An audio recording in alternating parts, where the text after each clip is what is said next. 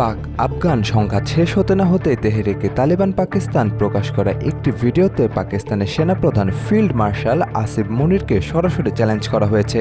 ভিডিওটিতে এক শীর্ষ টিটিপি নেতাকে দেখা যায়, তাকে পাকিস্তানি সূত্রে কমান্ডার কাজিম হিসেবে দাবি করা হয়েছে। তিনি বলেছেন, আপনি পুরুষ হয়ে থাকলে আমাদের মুখোমুখি হন।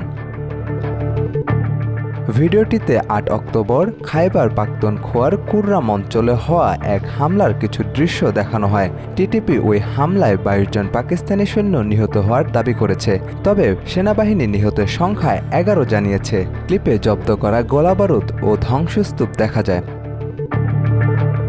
কমান্ডার কাজিম ভিডিওতে আরও কটূক্তিমূলক বার্তা দিয়েছেন। তিনি বলেছেন, যদি মায়ের দুধ পান করে বড় হয়ে থাকেন, সরাসরি আমাদের সঙ্গে লড়াই করুন। পাকিস্তানি কর্তৃপক্ষ বিষয়টিকে গুরুত্ব সহকারে নিয়ে কাজিমকে ধরতে ১০ কোটি পাকিস্তানি রুপি পুরস্কার ঘোষণা করেছে। সামরিক ও নিরাপত্তা সূত্ররা বলছে, ঘটনাটির ফরেনসিক যাচাই চলছে এবং নিরাপত্তা ব্যবস্থা জোরদার করা হয়েছে। সাজিদ আকরাম সৌরভ, আজকাল।